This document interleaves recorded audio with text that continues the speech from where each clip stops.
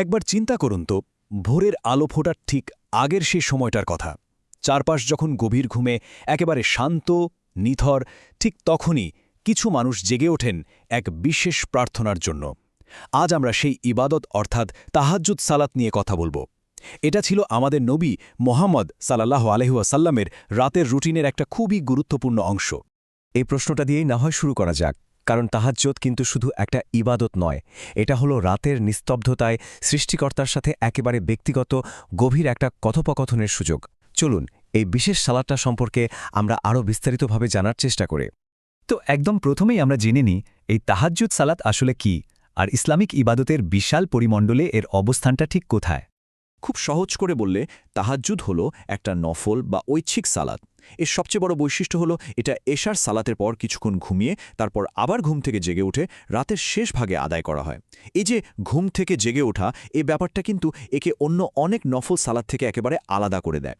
আর এই সালাতের ভিত্তি কিন্তু আমরা সরাসরি কোরআনেই খুঁজে পাই। সূরা আল ইসরায়ের এই আয়াতে তাহাজ্জুদকে নবীজি সাল্লাল্লাহু আলাইহি ওয়াসাল্লামের জন্য একটা অতিরিক্ত বা নফল ইবাদত হিসেবে উৎসাহিত করা হয়েছে। মানে এটা ফরজ বা বাধ্যতামূলক কিছু নয়, কিন্তু এর আধ্যাত্মিক গুরুত্ব যে কতখানি তা বলে শেষ করা যাবে না।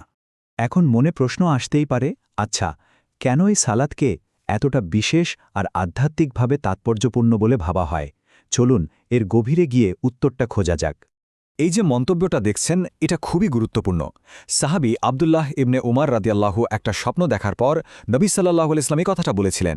এই একটা কথাই কিন্তু দারুণভাবে বুঝিয়ে দেয় যে তাহাজ্জুদ একজন মানুষের আধ্যাত্মিক মানকে কতটা উঁচুতে নিয়ে যেতে পারে।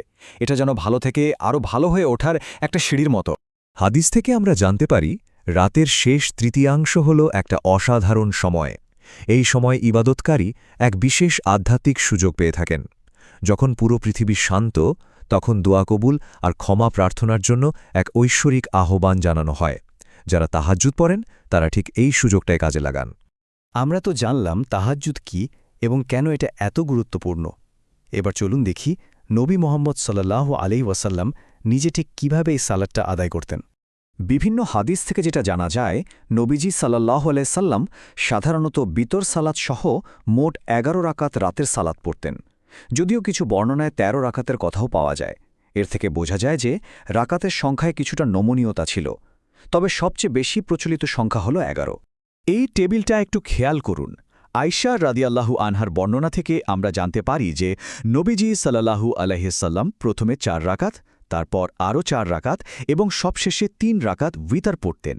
আর তিনি প্রত্যেকটা রাকাত যে কি যত্ন, সৌন্দর্য আর দীর্ঘ তিলাওয়াত দিয়ে পড়তেন তা ভাষায় প্রকাশ করা সত্যিই খুব কঠিন। তার এবাদতের গভীরতাটা বোঝার জন্য এই একটা তথ্যই মনে হয় যথেষ্ট। চিন্তা করুন, একটা সিজদা এতটাই দীর্ঘ হতো যে সেই সময় অনায়াসে কোরআনের ৫০টা আয়াত তিলাওয়াত করে ফেলা যেত। এটা ছিল স্রষ্টার প্রতি তার বিনয় আর ভালোবাসার এক অসাধারণ উদাহরণ।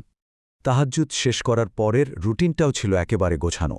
তিনি ফজরের ফরজ সালাতের ঠিক আগে ২ রাকাত সুন্নাত সালাত আদায় করতেন।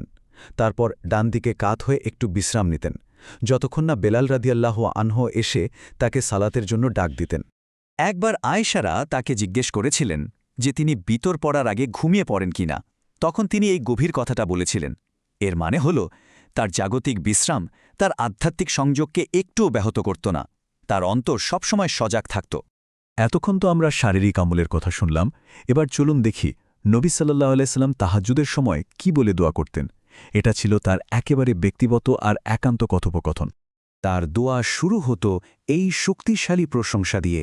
এটা একটা গভীর শ্রদ্ধা আর সম্ভ্রমের পরিবেশ তৈরি করে, যেখানে তিনি শুরুতেই স্রষ্টার বিশালত্ব আর মহিমাকে স্বীকার করে নিচ্ছেন। দুয়ার এই পর্যায়ে এসে তিনি স্রষ্টার গুণাবলী আর তার প্রতিশ্রুতির উপর নিজের দৃঢ় বিশ্বাসকে তুলে ধরছেন। তিনি জান্নাত, জাহান্নাম, শেষ বিচার এই সব কিছুর সত্যতাকেও স্বীকার করছেন, যা তার ঈমানের গভীরতাকে প্রকাশ করে।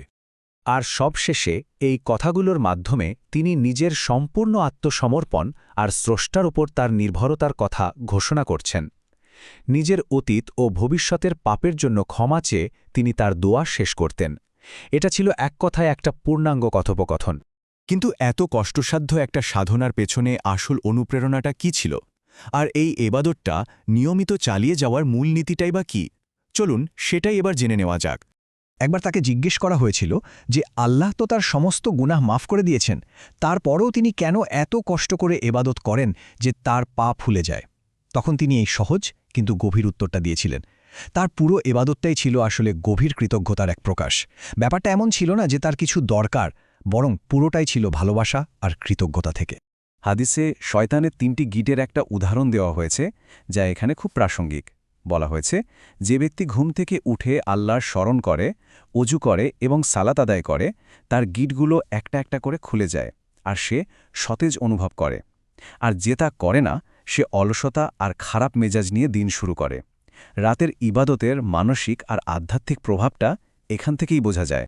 আর এটাই হলো এই আলোচনার মূল শিক্ষা। হঠাৎ করে একদিন অনেক বেশি ইবাদত করার চেয়ে অল্প পরিমাণে হলেও নিয়মিত করাটা আল্লাহর কাছে অনেক বেশি প্রিয়। তাহাজ্জুদের মূল স্পিরিটও কিন্তু এটাই, ধারাবাহিকতা। এই নীতিটা শুধু ইবাদত নয়, জীবনের প্রায় সব ক্ষেত্রেই সত্যি। তাহলে এখন প্রশ্ন হলো, ধারাবাহিক এমন কোন ছোট কাজ আছে যা আমাদের জীবনকে আরও বেশি অর্থবহ করে তুলতে পারে?